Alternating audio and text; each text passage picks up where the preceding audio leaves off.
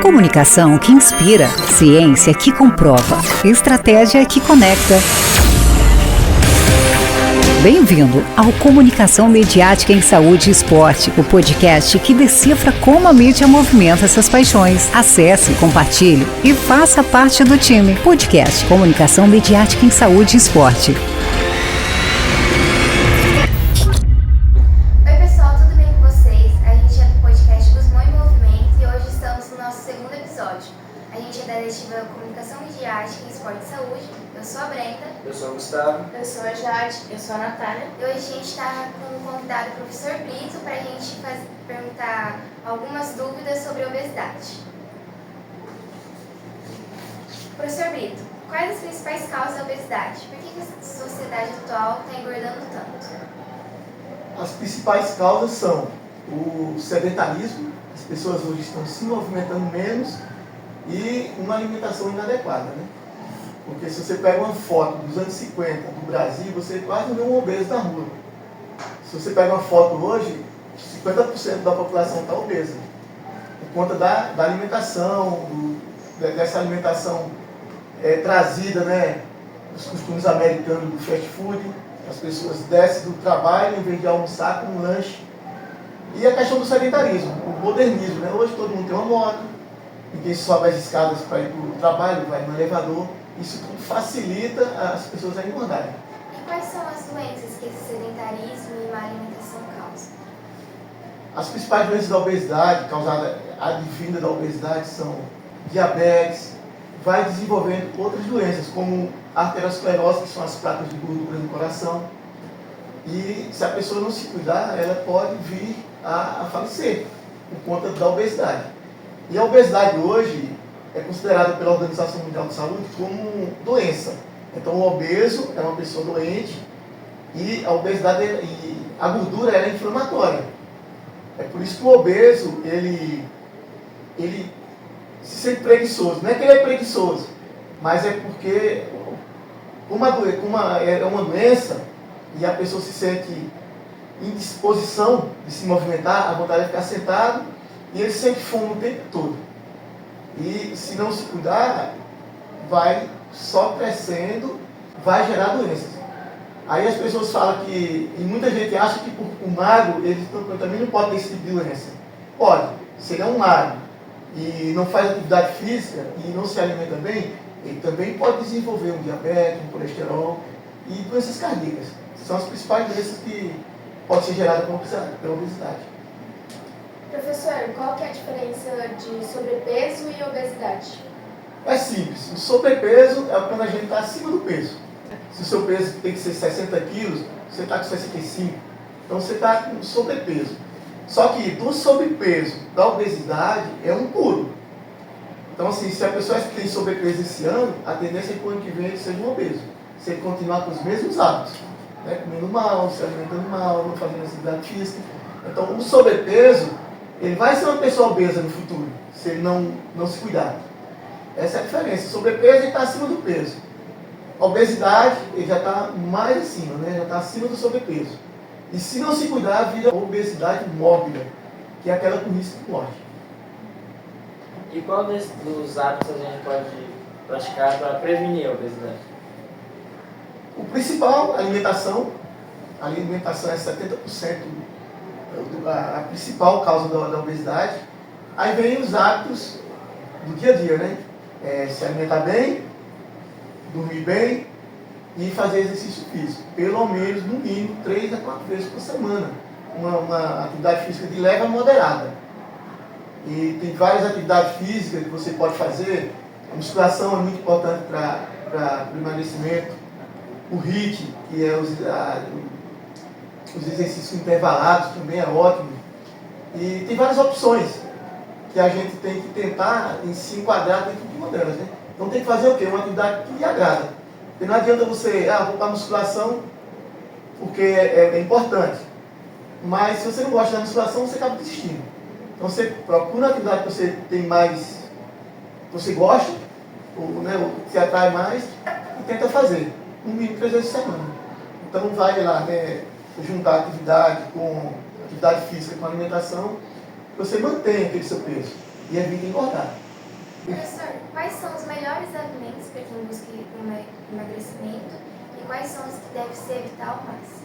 Os que devem ser evitados, principalmente os carboidratos, né? E pão, macarrão, arroz, né? São esses chamados carboidratos simples, que eles são de fácil digestão. Você come agora, daqui meia hora você está com fome. Você compra um prato de arroz agora, em pouco tempo você está com fome, porque ele é de fácil digestão. O organismo, no instante, metaboliza aquilo ali e vai virar um pouco de gordura e um pouco de açúcar no seu organismo. Então, por isso a pessoa come muito. Então, você deve trocar esses carboidratos simples pelos carboidratos complexos, né? Macarrão integral, arroz integral, porque eles são a digestão deles são mais lenta. Então, o integral, quando você come, você demora a ter mais fome, tem para comer de novo. Então, a tendência é você comer menos. Então, e comer frutas, legumes, né? É bom também quando você comer um carboidrato, sempre ter uma proteína junto. Você vai comer um pão, põe um ovo dentro do pão, porque a proteína vai dificultar um pouco daquela digestão daquele pão. Então vai demorar um pouquinho no organismo. Então evitar os alimentos gordurosos, né? Açúcar, né? Doce. E o açúcar é uma das principais causas do diabetes, né? Professor, como a obesidade infantil afeta na vida adulta? É um problema também grande que está no mundo inteiro, no Brasil também. A obesidade infantil está crescendo, as crianças, tem uns que já nascem com obesidade, por conta da alimentação da mãe, e essa criança, se ela vai crescendo numa cultura de alimentação que está aí, né, de comidas processadas, a tendência dessa criança é virar uma criança, um adulto obeso. E hoje já tem criança, 10 anos, 11 anos, já desenvolvendo diabetes, por conta da alimentação. Então, esse é o perigo, né? A criança, desde cedo, já indo para o esporte, praticar atividade física. Quanto mais cedo ele começar o esporte, mais ele consegue, na vida adulta, manter-se ativo. Né? Diferente daquela criança que desde pequena é sedentária, não faz esporte, aí quando adulto está precisando, vai no médico, né, que só tem que fazer esporte, tem que melhorar a alimentação. Mas ele não tem essa carga genética que foi desenvolvida nele, né, através do esporte, e é difícil dele entrar na atividade física e se manter. Por conta ele não tem essa tradição dele para ter esporte desde pequeno. Quando começa de pequeno, a tendência é de adulto continuar, fazendo alguma atividade física. Professor, o senhor acha que na sociedade atual tem como reverter esse quadro de sedentarismo que isso cresce? Brenda, é difícil, porque a gente, os estudos, tem uma pesquisa da Vigitel, acho que é esse nome, que eles fazem uma pesquisa através do telefone. Eu não sei se é anual essa pesquisa, mas fizeram uma pesquisa em 2016, o número de diabetes e hipertensos no Brasil, o Brasil estava em 4º lugar. E para 2030, esse número ia quase que dobrar de diabetes, de hipertensos e de pessoas obesas, porque as pessoas que em 2016 estavam sobrepeso, em 2026 já estavam obesas. As que estavam obesas já estavam com a obesidade mórbida. Então a coisa está só aumentando, não está diminuindo. Você acha que existe algum tipo de política pública ou alguma forma dos influencers, alguma atitude para ajudar a amenizar esses casos? Olha, existem algumas campanhas, né? Tem o Dia Mundial da Atividade Física, tem algumas campanhas aí, né? Mas a indústria alimentícia é muito forte. E brigar contra a indústria alimentícia, contra as redes sociais é muito difícil. E outra coisa, as redes sociais também é uma forma de deixar as pessoas mais sedentárias. Porque o nosso cérebro, ele foi feito para deixar a gente preguiçoso mesmo. Isso aí vem lá dos nossos ancestrais, que eles matavam um animal para se alimentar, comiam aquelas partes moles dos animais, porque não tinha energia, né? Não tinha como guardar aquela comida, então eles tinham que comer tudo que tinha ali, que podia comer, e se empanturravam mesmo. E o resto era jogado fora. E eles não sabiam se daqui 2 dias, 3 dias tinha comida. Então o cérebro já mandava mensagem para o organismo, baixar o metabolismo, para ir queimando aquela energia, da alimento, aquele porque a energia nossa é através do alimento. Então o organismo, o cérebro manda uma mensagem para o organismo para baixar o metabolismo para dizer, ó, gasta energia devagarinho porque amanhã não tem comida, né? Às vezes não comia no outro dia, 2 dias sem comer, às vezes matava um animal pequeno, dava para todo mundo.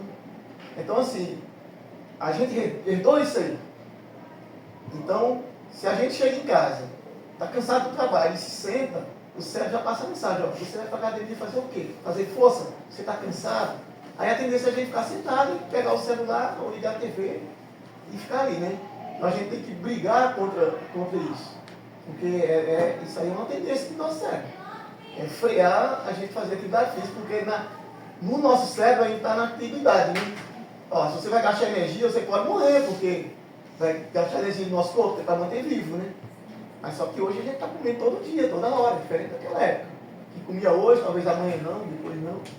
Então, a gente tem 2 cérebros chamados cérebro reptiliano. A gente tem 3 cérebros, o reptiliano, o límbico, que é o responsável pela emoção, e o neocórtex, que é o último a ser desenvolvido, que é o que a gente pensa antes de fazer as coisas, e isso a gente só usa 10%. A gente usa muito o antigo. Bem, professor, muito obrigada por ter aceitado participar desse episódio com a gente, compartilhar o conhecimento do senhor. E galera, chegamos ao fim de mais um episódio do podcast Guzmão em Movimento. Espero que tenham gostado e Se inscreva no canal, ative o sininho para não perder nenhum dos nossos vídeos novos que irá sair. Nos próximos episódios, a gente pode pegar perguntas de vocês para responder o professor Brito. tchau, tchau.